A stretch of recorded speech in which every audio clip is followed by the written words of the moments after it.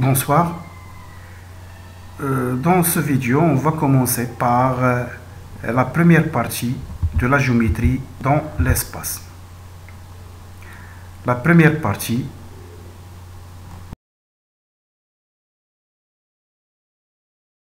sur le produit scalaire dans l'espace. Donc le produit scalaire dans l'espace, on ne va pas trop parler sur le produit scalaire dans l'espace parce qu'on a déjà vu le produit scalaire dans le plan en tronc commun et en première barre. Les propriétés dans le plan en dimension 2 sont les mêmes dans l'espace. Pour cela, on va garder les mêmes propriétés dans le plan et on va aller assez vite.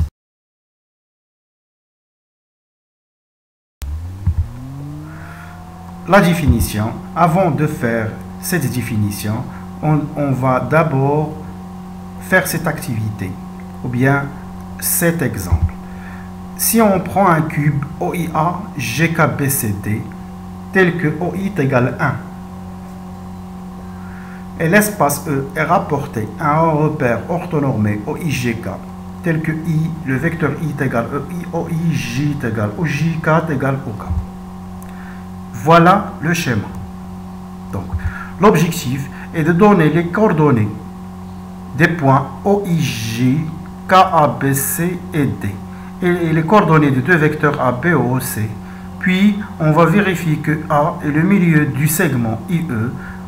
Enfin, on va calculer le produit scalaire IC, le produit IC scalaire IE. Donc, le schéma est le suivant. Le point O est l'origine du repère, donc ses coordonnées sont 0, 0, 0. OI est égal à 1i plus 0j plus 0k. Donc les coordonnées de I sont 1, 0, 0.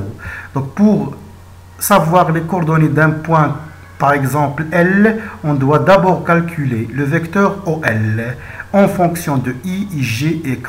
L'abscisse est le coefficient de I, donc X est le coefficient de I, Y est le coefficient de J et Z est le coefficient de K.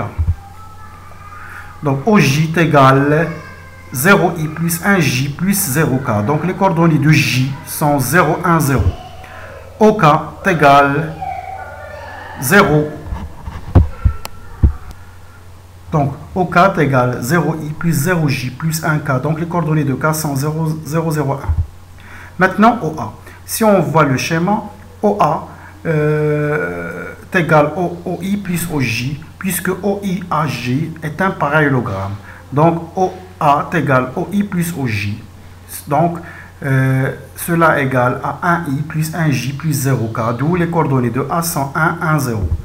Maintenant B.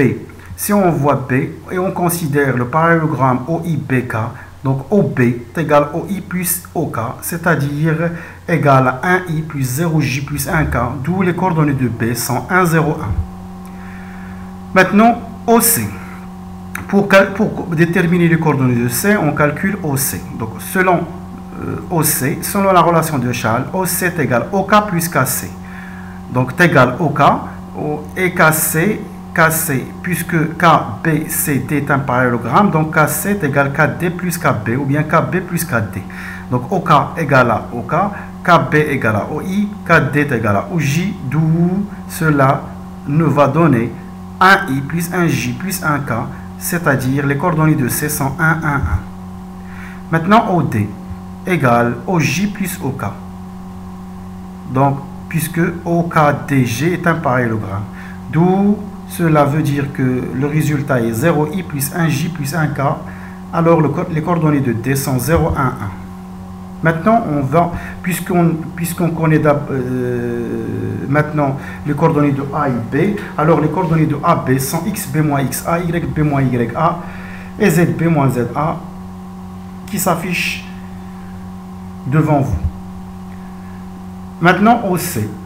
Les coordonnées de OC sont xc moins xo, yc moins yo, zc moins zo. Donc, pour montrer que A est le milieu du segment IE, on connaît bien que le milieu d'un segment IE est xi plus xe sur 2, yi plus ye sur 2, zi plus ze sur 2, qui va donner 1, 1, 0 et sont exactement les coordonnées de A. Donc A est le milieu du segment IE. Enfin, on connaît les coordonnées de IC, qui sont XC moins XE, YC moins YE, ZC moins ZE, et les coordonnées de IE qui sont XE moins XI, YE moins YI, ZE moins ZI. Donc le produit scalaire IC scalaire IE égale l'abscisse X du vecteur IC fois l'abscisse X du vecteur IE plus Y de IC fois Y de IE plus Z de IC plus Z de IE, c'est-à-dire 0 fois 0 plus 1 fois 2 plus 1 fois 0 égale à 2.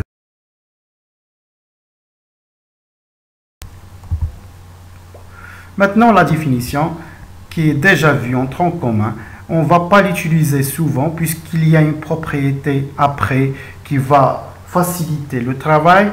La propriété, déjà, quelqu'un t'a dit que le produit scalaire de deux vecteurs, s'ils sont collinéaires, AB et AC, s'ils sont collinéaires, alors égal à la norme de AB fois la norme de AC. Ou bien moins la norme de AB fois la norme de AC. S'ils sont collinéaires, ils ont le même sens, donc le résultat est positif, plus. S'ils sont collinéaires, ils ont un sens opposé, donc moins AB, moins la norme de AB fois la norme de AC. Mais s'ils ne sont pas collinéaires, qu'est-ce qu'on va faire? On va poser U égale le vecteur AB et V le vecteur AC. Donc on va faire une translation de U vers V ou bien de V vers U de telle façon d'avoir le même origine qui va se noter A.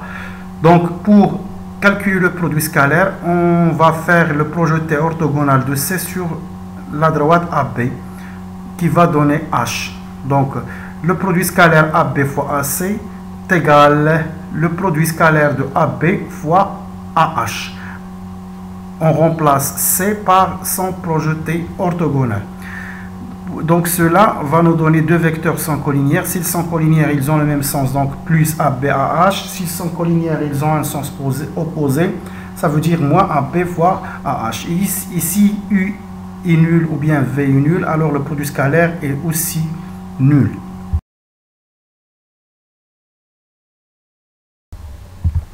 Maintenant, la propriété qui va faciliter tout ce travail. Donc, la propriété aussi qu'on est en tronc commun, le U scalaire V égale la norme de U fois la norme de V fois cosinus l'angle entre U et V.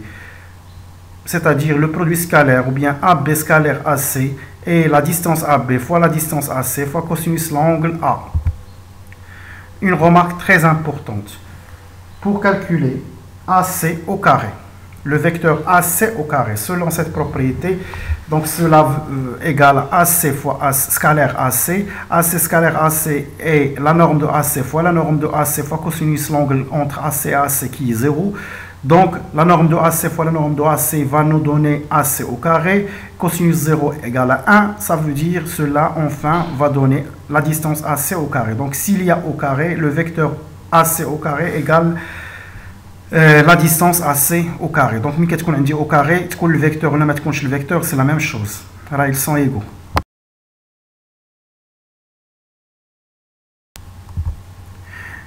Des propriétés qui sont déjà connues en produit scalaire dans le plan, ce sont les mêmes, puisque le vecteur AB au carré est égal à la distance AB au carré, alors la distance AB est égale à la racine du vecteur AB au carré. La même chose pour U, puisque U au carré, le vecteur U au carré est égal à la norme de U au carré, alors la norme de U est égale à la racine du vecteur U au carré.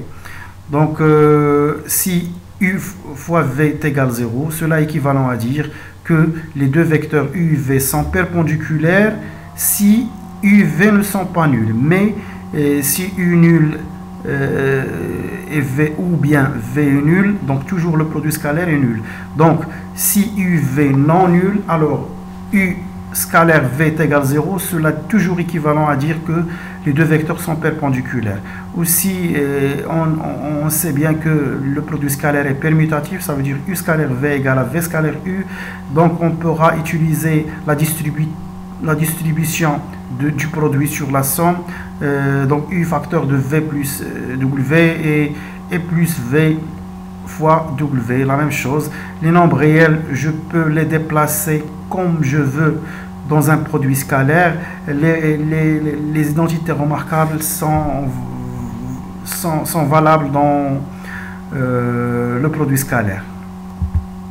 Un exemple pour appliquer cela, on veut calculer U plus V au carré, c'est une identité remarquable qui va donner U au carré plus 2UV plus V au carré, U au carré égale à la norme de U au carré, la norme de U est 3, donc au carré est égal 9, la norme de V est égale racine 3, donc au carré est égal 3, 9 plus 3 est égal 12, UV est égal moins 5, donc moins 5 fois 2 est moins 10, 12 moins 10 est égal 2, donc U plus V au carré est égal 2. Cela veut dire que la norme de U plus V est égale racine de 2. Je veux calculer U plus de V scalaire U plus V. On pourra utiliser la distribution du produit sur la somme. On va développer. Si on trouve que ce produit scalaire est nul, ça veut dire que les deux vecteurs U plus de V et U plus V sont perpendiculaires. Sinon, ils ne sont pas perpendiculaires.